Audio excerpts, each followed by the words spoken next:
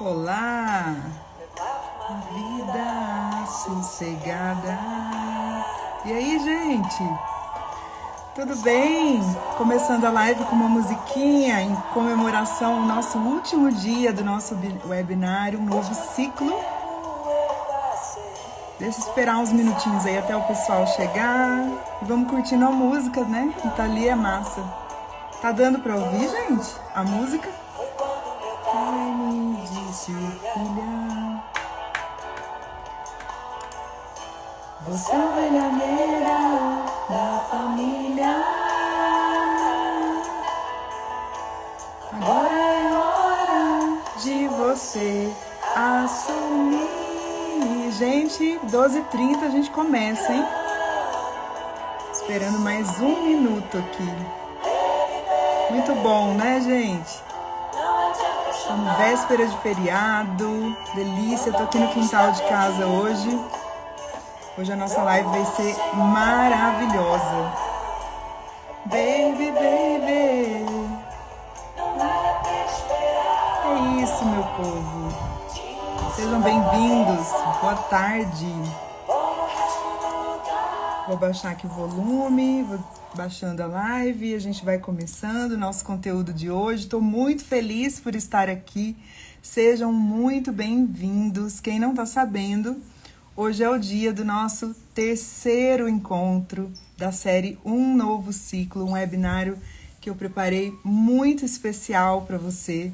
Se você ainda não assistiu às outras aulas, né, a primeira aula e a segunda aula, a primeira aula chamei de A Caixa Preta, segunda aula chamei de A Oliveira. Então, se vocês querem ter acesso a essa filosofia sistêmica que eu estou entregando aqui para vocês de forma gratuita, lá nos meus stories eu vou deixar o link para o grupo secreto, onde só quem está no grupo secreto do WhatsApp vai receber o acesso às 3 aulas. Eu vou deixar as aulas disponíveis no grupo secreto até domingo. Depois disso, eu vou retirar as aulas do grupo e as aulas vão ficar disponíveis exclusivamente para quem é minha mentorada, tá bom? Boa tarde, então agora eu vou dar boa tarde aqui para as pessoas. Cristiana, Flávio, Larissa, Emanuele, pessoal que está aqui. Alguns já saíram, outros estão chegando e é assim mesmo. Então hoje, gente, o tema da nossa live é Ovelha Negra. Quem aí alguma vez na vida foi chamado pela família de ovelha negra, gente? Sem contar que toda essa série de aulas está sendo inspirada na série Uma Nova Mulher, lá do Netflix. Então, se você gostou da série, fica aqui que eu vou trazer meu ponto de vista um pouco sobre a percepção, sobre os conhecimentos, sobre a filosofia do mundo sistêmico, dos movimentos sistêmicos, tá? Se vocês estão me ouvindo bem, só deixa aqui para mim uma boa tarde. Fala boa tarde, Carol, o som tá bom. Só confirma comigo aqui que o som tá ótimo, tá bom? E a gente vai começar. Recomendo fortemente que você pegue o seu dedinho aí, indicador, vá lá no canto inferior direito aí da sua telinha do celular, encaminha esse aviãozinho para algum amigo, alguma amiga querida que precisa fazer um movimento na vida. Hoje é falar sobre fluir na vida, sobre se movimentar na vida. Muito obrigada, Vanessa, por falar sobre o som, tá? Então, quem aí nunca foi chamado de ovelha negra? Ou você é todo o certinho, o bonzinho, o que faz tudo conforme, né? Muitas pessoas são intituladas, são rotuladas como ovelhas negras na família. Por quê? Por que as pessoas dão esses apelidos, hein? De ovelha negra? Por que vocês acham? Muito possivelmente porque a pessoa tomou um caminho muito diferente daquele caminho do clã, né? Da família, tá certo? Então, só fazendo uma breve introdução, quem está acompanhando aqui os 3 dias, tenha paciência, tá? Porque eu preciso fazer uma breve introdução para quem está chegando agora. Então, eu estou produzindo uma websérie que são um ciclo de 3 aulas, onde eu dou o meu ponto de vista, uma avaliação, um olhar sobre a série Uma Nova Mulher. Então, cada dia de aula eu fiz alguns comentários, né, algumas percepções, reflexões, e hoje, da mesma forma, tá, eu vou trazer aqui a personagem Sevgi, não sei como é que fala. Ai, meu olho. Gente, outra coisa, antes de eu entrar e pontuar sobre a série, quero dizer que eu tô trabalhando aqui na varanda da minha casa. Meu filho tá aqui, porque é véspera de feriado, então se ele precisar de alguma coisa e eu precisar interromper, é normal, porque aqui a vida é real, tá, gente? Então, a série, ela retrata a história de 3 amigas muito íntimas, muito leais, muito fiéis. E tudo gira e tudo começa com a Sevgi. A Sevgi é uma das personagens e ela tem um câncer de fígado. E esse câncer de fígado, ela já estava fazendo tratamento convencional com a quimioterapia, quando tem algum momento lá que ela decide optar por um tratamento alternativo. E a amiga Ada, que era médica, cirurgiã, enfim, ela vai muito contra essa postura da Sevgi. Mas independente de qualquer coisa, a Sevgi decide ir para esse novo caminho. Ela escolhe, então, meu olho, gente, desculpa, tá lacrimejando. Então, a Sevgi, ela escolhe fazer esse tratamento e junto com isso, ela leva as amigas para a cidade, né, como é o nome da cidade, gente? Ayvalik, né? Toda a série se passa na Turquia, gente. Então, eu recomendo muito, só pelas fotografias, pelas imagens, é realmente muito lindo mesmo. Só um minuto aqui que eu vou ver se eu peço pro Benjamin, pro meu filho, trazer um papel pra mim. Peraí. Ben, traz um papel higiênico pra mamãe, por favor. Tô com o olho, gente, caiu o filtro solar, eu acho. Nossa, tá ardendo pra caramba. Bom, e a gente vai dando sequência aqui. Então, a Sevgi, ela vai buscar ajuda por meio desse tratamento complementar, o que leva a uma revolta muito grande da amiga Ada, que era uma amiga muito científica, né? E mesmo assim, ela vai. E aí começa toda a história, todo o enredo aí da série, tá? Bom, primeiro ponto que eu queria chamar falar um pouquinho sobre a doença, um novo olhar sobre a doença. Antes de eu entrar no tema mesmo, propriamente, da questão da ovelha negra, né, de fazer o diferente do clã, eu quero falar um pouquinho sobre o ponto de vista da doença. A doença, muitas vezes, gente, é considerado um chamado da nossa alma, certo? Às vezes é um pedido de socorro do nosso corpo para a gente parar. Porque muitas vezes a gente tem vidas tão aceleradas, não é mesmo?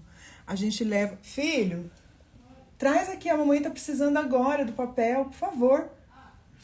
Que eu tô com... Ele vai trazer o papel pra mim, gente, pra ver se eu melhoro, que tá ardendo muito. Bom, a doença... Não, filho, papel higiênico. Ele tá trazendo papel A4. Filho, lá no banheiro, papel higiênico. Então, desculpa, gente, essas coisas acontecem, né? A gente tá aqui pra dar a cara no ao vivo pra isso mesmo. Bom, então, a doença muitas vezes é um convite para que nós olhemos para algo além do nosso corpo, né? Para que a gente olhe um pouco mais para as nossas emoções. Peraí, gente. Obrigada. Fecha ali pra mamãe, por favor. Aí, gente, me salvou isso. Ai, que agonia. Desculpa. Pronto. Então, esse convite para a gente olhar para além das nossas aparências, para a gente estar olhando realmente para aquilo que importa. Muitas vezes, um sintoma numa doença, um sintoma é um sinal de que algo no nosso sistema está em desequilíbrio.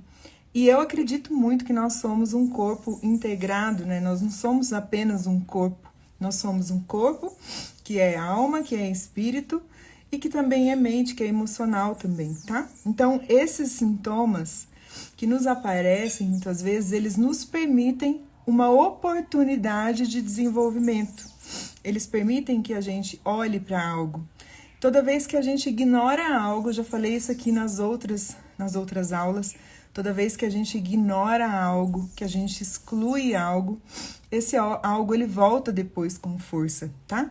Então a personagem, ela teve esse câncer de fígado e ela acreditava que ela poderia sim largar o tratamento convencional, a quimioterapia, para recorrer a esse tratamento familiar, que era a expansão lá da família de origem.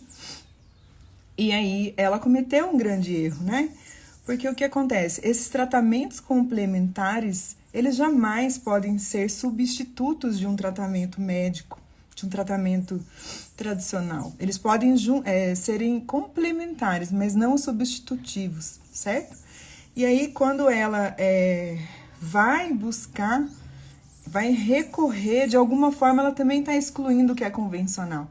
Assim como a Ada excluía, né, do ponto de vista, ela excluía os tratamentos holísticos, a SEV também acaba fazendo essa exclusão do que é convencional, do que é conhecido. E lá na frente, quem assistiu a série, lá na frente, no último episódio, a gente percebe que ela vai pagar um preço por essa decisão também. Bom, o fato é que essa doença, ela mostra algo para ela. Foi um chamado para a aula dela buscar algo, né? Buscar situações, buscar olhar para situações passadas e para as próprias emoções, certo? Então ela vai fazer esse tratamento lá na casa lá de terapias, né? Do Zaman, acho que é o nome dele. E aí ela se depara, né, na própria ali processo dela, onde ela vai buscar as respostas que ela queria, ela se depara com a criança dela, de 5 anos. Então a cena mostra que o que é revelado para ela, ele pergunta o que houve com ela aos 5 anos e ela fala: meu pai foi assassinado na minha frente aos 5 anos. Eles foram para um parque de diversão e o pai, né, acho que não sei se ele devia alguma coisa, enfim, o que aconteceu, que um assassino esfaqueia o pai dela na frente dela e ela tinha apenas 5 anos. Então aquilo foi um evento de muito trauma na vida dela, né? Foi um evento de muita dor mesmo. Bom, e aí o que acontece, gente? Nesse momento, ela faz um vínculo ali, naquele momento do assassinato, é estabelecido um vínculo de dor ao olhar para o pai, que era a vítima, e ao olhar para o assassino, que é o algoz. Então, ali há o estabelecimento de um vínculo de dor. E, ao mesmo tempo, ao olhar a dor da sua mãe pela perda do seu pai, ela também se vincula a essa dor dessa mãe. E isso se arrasta ao longo da vida dela, como a gente pode perceber no decorrer da série, né? A própria Sevgi, ela se torna uma mulher com dificuldades de relacionamento, ela vivia uma relação de codependência com aquela mãe que se mostrava extremamente superprotetora, sufocadora, não permitindo com que ela fosse buscar o próprio caminho, e ela tendo realmente dificuldades de se relacionar, certo?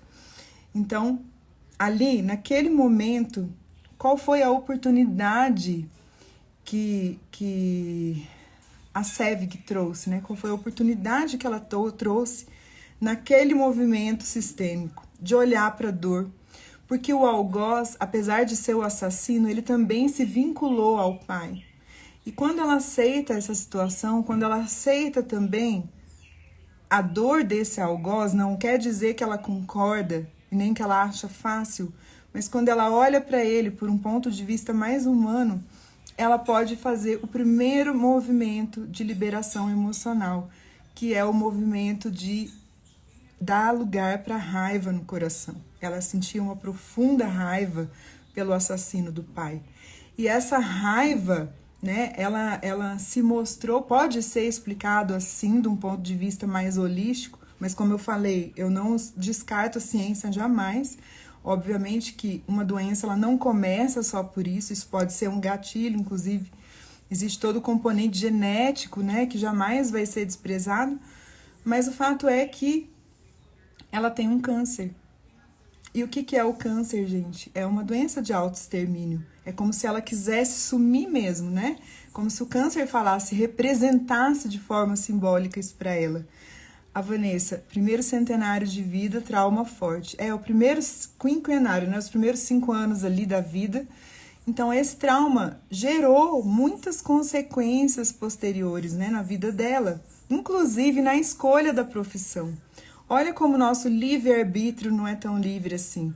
O que a Sev se tornou, gente? Quem acompanhou o seriado sabe que ela era uma advogada.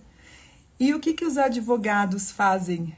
Não buscam a justiça de alguma forma? Não querem buscar a justiça? Então, ela ainda existia aquela ferida da injustiça dentro dela, né? Ela realmente sentia uma injustiça muito grande do pai ter sido morto daquela forma atroz, né? Do jeito que foi muito impactante para ela. Bom, então, 2 pontos. Isso, Vanessa. Primeiro, trauma, né, de vida, porque ela vê o assassinato do pai. E segundo ponto, que aí é uma visão sistêmica, que a criança olha para a dificuldade dos pais. Toda criança, numa tentativa infantil, inocente, ela tenta salvar os pais das dificuldades que eles têm, certo? Então, por isso que eu sempre falo, né, que não sou uma pessoa que levanto bandeira de divórcio de jeito nenhum, não é isso, né? Eu acho que casamento é uma instituição maravilhosa.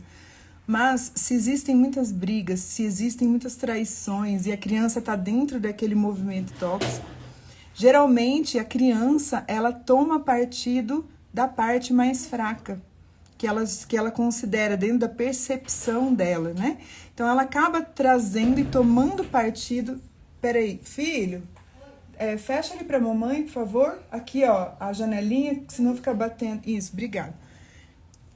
Então a criança, ela assume essa postura porque ela olha, ela acolhe as feridas e as dificuldades do mais fraco. E nesse caso dessa série ficou muito nítido.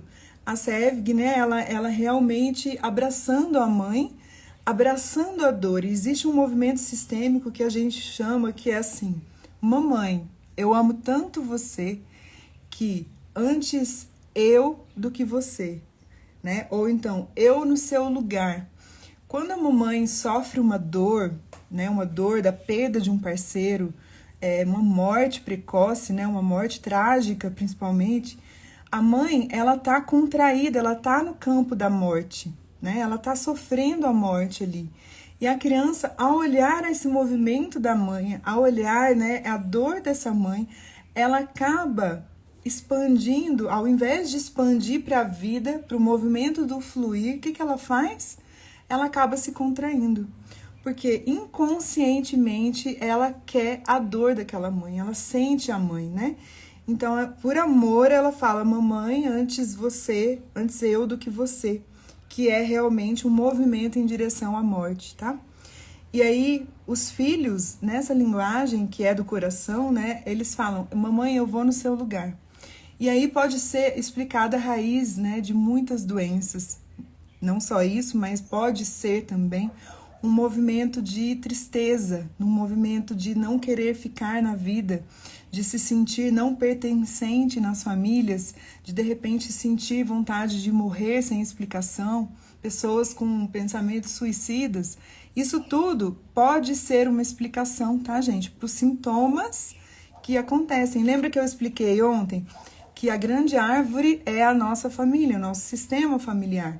E que todo o sistema, todos têm direitos de pertencer ao sistema, todos fazem parte do sistema. E de alguma forma, quando a gente exclui alguém do sistema, mais tarde os descendentes, por ingenuidade, numa visão inconsciente, óbvio, tudo isso que eu tô falando, gente, são movimentos inconscientes. Conscientemente a pessoa ela quer ser feliz, ela quer ir para a vida, mas existe algo que ela não sabe explicar. Ela percebe que a vida dela não anda, ela percebe que ela não consegue fazer o movimento, por exemplo, de soltar os pais. Sabe aquelas pessoas adultas que são extremamente dependentes dos pais, que não conseguem viver e se posicionar na forma adulta, na vida adulta? Isso pode ser explicado por isso, tá? Então, esse todo movimento, tô com a colinha aqui, gente, e às vezes eu vou dar uma olhadinha, tá? Esse movimento todo é inconsciente e faz com que os filhos vivam movimentos de contração. O que são movimentos de contração na vida, gente? Menos dinheiro, menos oportunidade, menos sucesso, menos relações prósperas, tá? Isso é um movimento de contração na vida. Tudo que os nossos ascendentes, tudo que a nossa ancestralidade quer é que a gente se expanda. Porém, né, por amor e lealdade a eles, esse amor cego, essa lealdade invisível, a gente acaba repetindo padrões enquanto a gente está na inconsciência. Porém, existe uma oportunidade para mudar isso na nossa vida. A gente pode mudar isso, a gente não precisa viver ciclos repetitivos, né? Bom, continuando aqui. E aí, quando a gente faz esse movimento para os pais, é como se, na nossa visão, nós fôssemos superiores a eles. É como se nós fôssemos maiores do que os próprios pais. E aí a gente, como eu falei, numa tentativa infantil, a gente quer salvá-los das próprias escolhas. A gente quer salvá-los das próprias dificuldades e desafios. E isso não é o fluir natural da vida. Esse não é o fluir natural da vida. Não é o fluir do filho que tem que socorrer o pai, a não ser, obviamente, na idade, na velhice, numa dificuldade mesmo, né?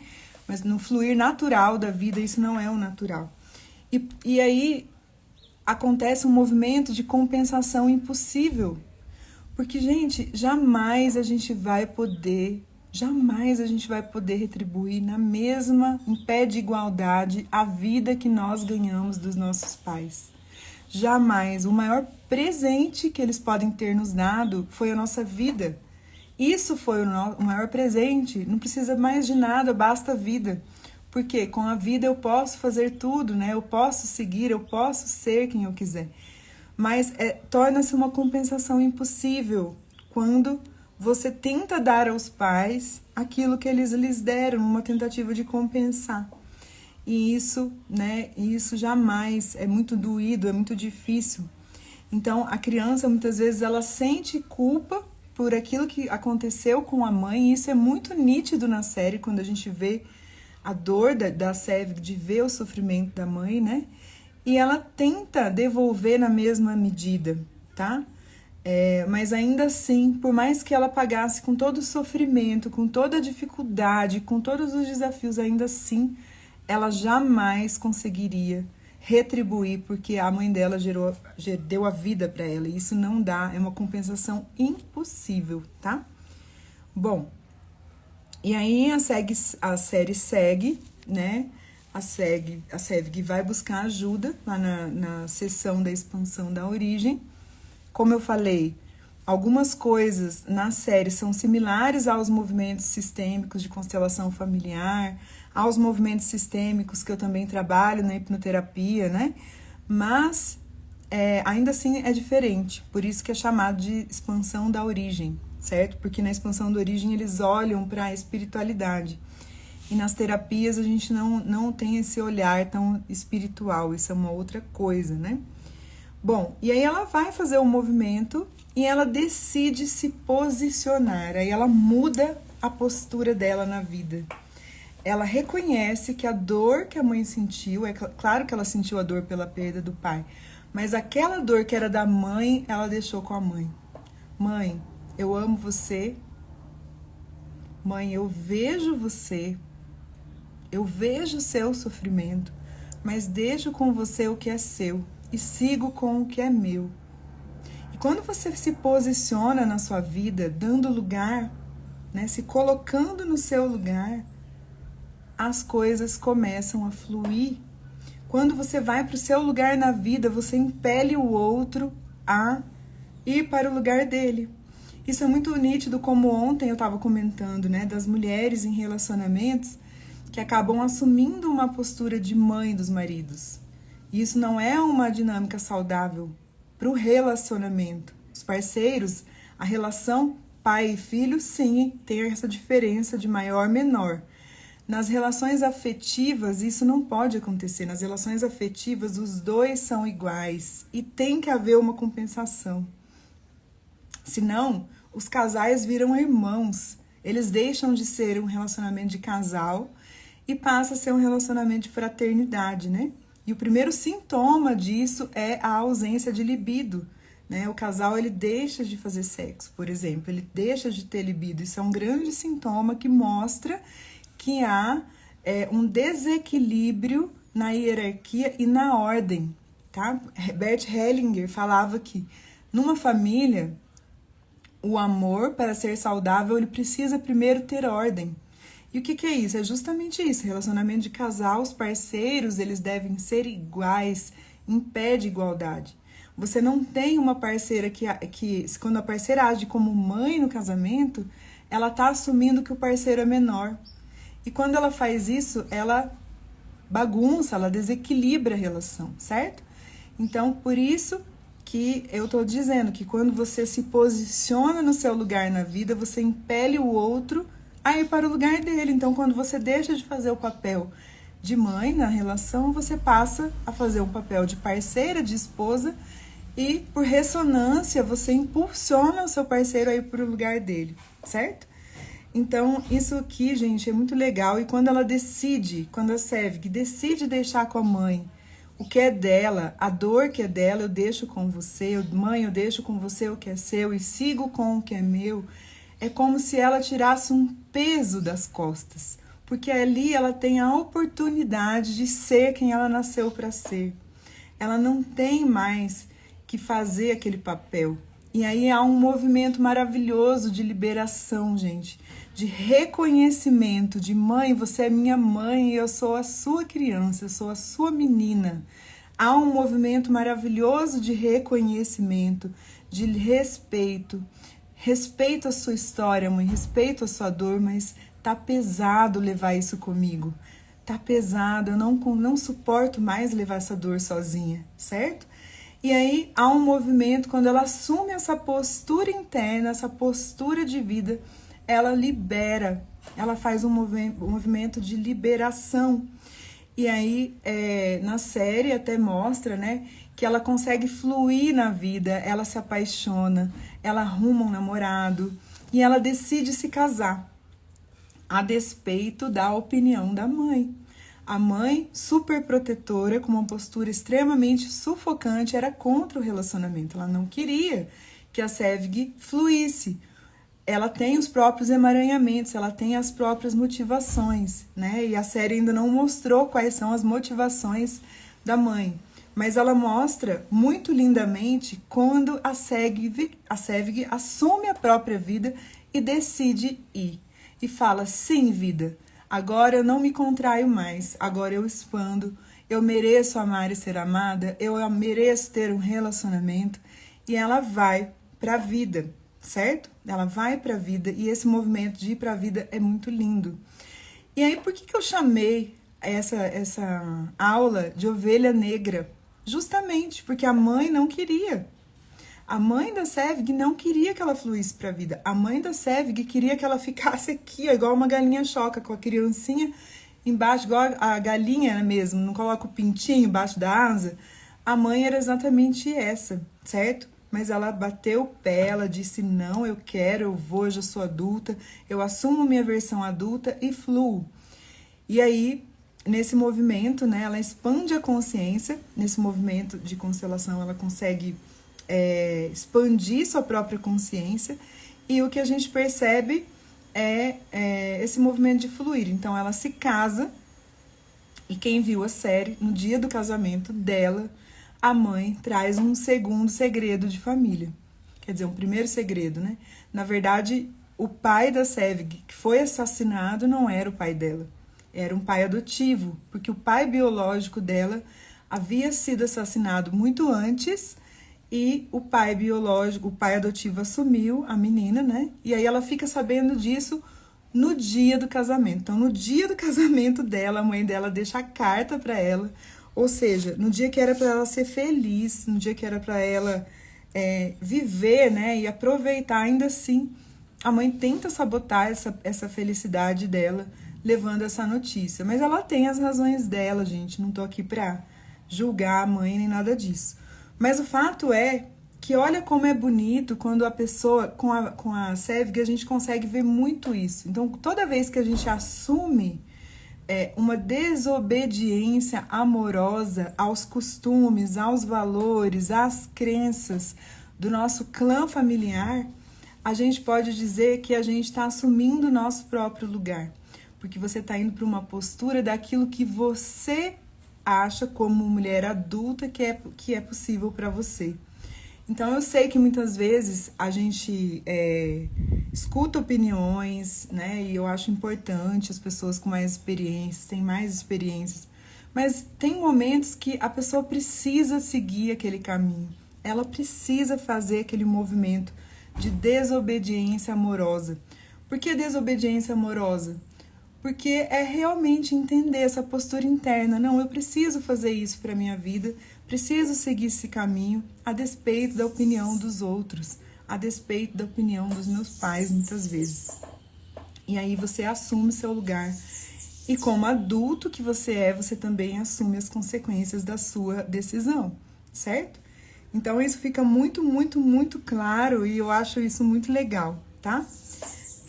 Mas é muito legal de ver lá na série, né, a desobediência e a relação de profunda codependência. Quem viu a série percebeu, né, a relação de profunda codependência entre mãe e filha. A mãe muitas vezes se colocando como criança mesmo na relação, manipulando, né, se fazendo de vítima. Quantas pessoas não passam por isso, né? Me digam aqui se vocês têm essas questões aí na casa de vocês. Esses 3 dias de aula, gente, eu falei muito sobre a relação com a nossa mãe, né? Porque é o nosso primeiro amor. A nossa mãe é o nosso primeiro amor, é o nosso primeiro vínculo. A nossa mãe representa o portal de entrada para o nosso mundo, né? Para o mundo, para essa 3D, para essa existência. Foi por ela. Então existe um vínculo muito forte mesmo. Mas é necessário entender também que é pesado a gente levar as escolhas dos nossos pais, a gente carregar as dores deles. Afinal, o que mais eles querem não é ver a gente feliz? Não é o sonho de todo pai e de toda mãe, pelo menos da maioria, né? Ver os filhos fluindo, ver os filhos prosperando e sendo felizes, não é mesmo? E agora, gente, eu tô com a garganta seca. Vou tomar uma água. E agora digam aqui, diz aqui pra mim, se tocou em você alguma coisa, se faz sentido o que eu tô falando. Tô achando que vocês estão quietos. Tô esperando aqui alguma reflexão, alguma pergunta, alguma coisa que vocês queiram falar.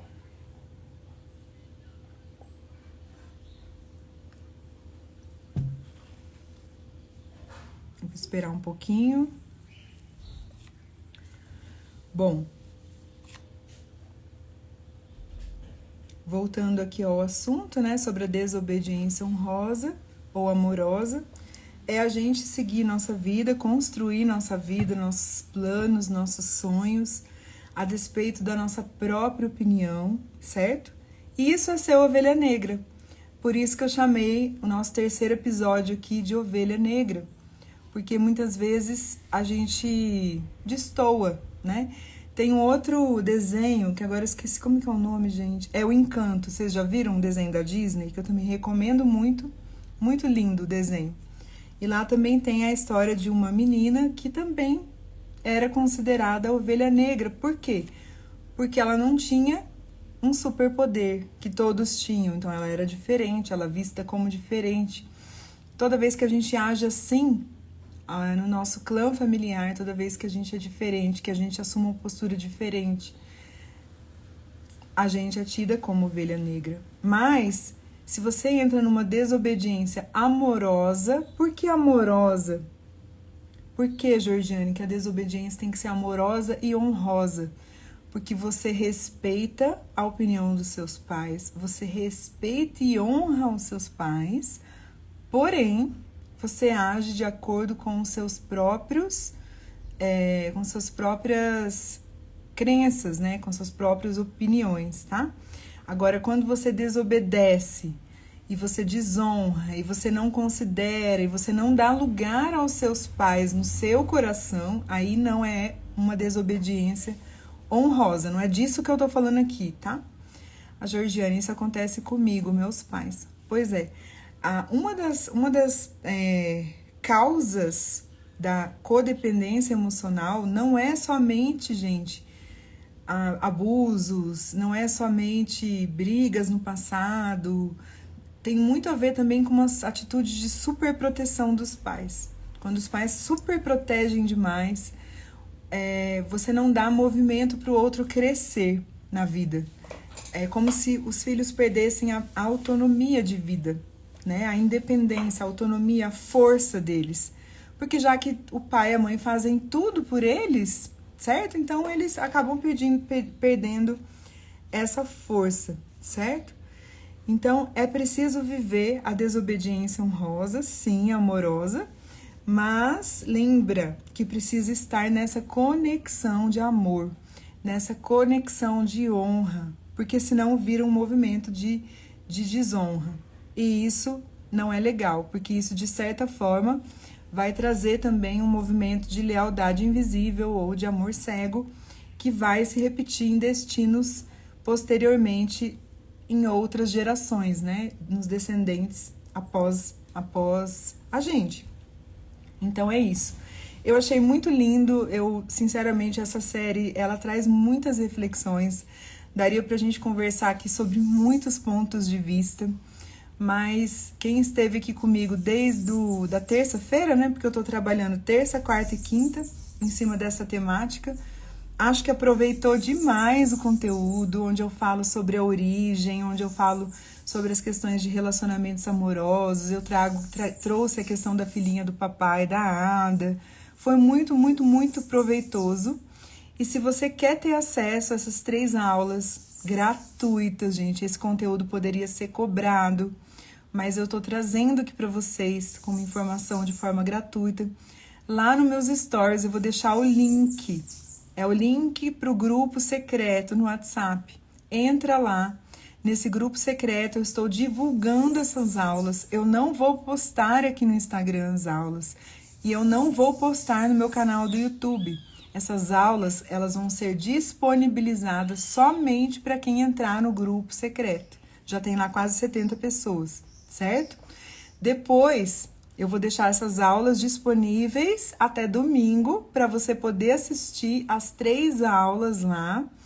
E depois eu vou colocar essas aulas como conteúdos para as minhas mentoradas, porque eu honro e amo as minhas mentoradas.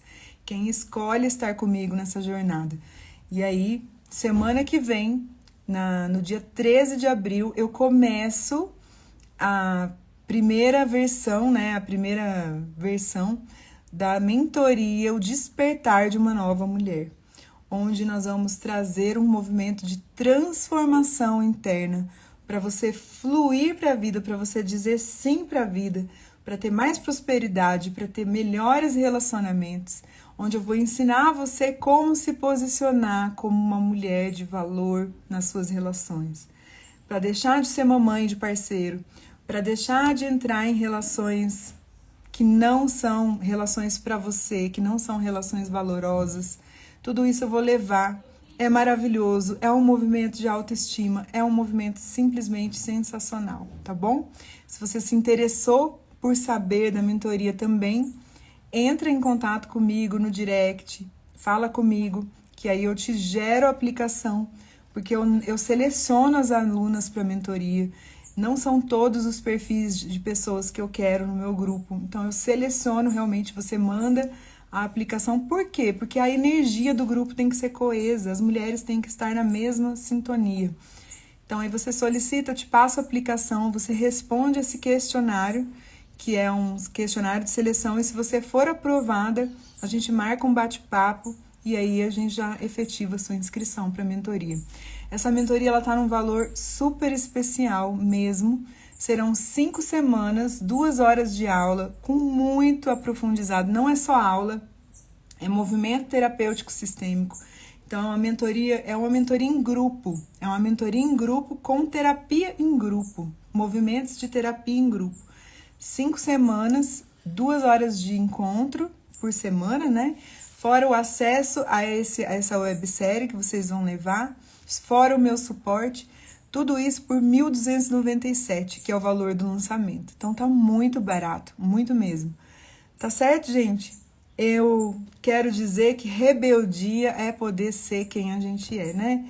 Isso sim. Então, tô aqui. Se vocês tiverem alguma dúvida, se vocês quiserem falar mais alguma coisa aqui, e aí, caso contrário, eu já vou finalizar. Vou só esperar um pouquinho, se alguém pergunta, se alguém fala. Gostaram, gente, da aula? Gostaram do tema? Gostaram das aulas? Quem esteve aqui comigo até terça?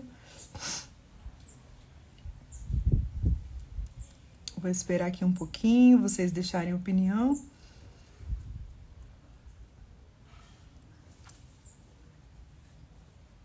Então, é isso, né, minha gente?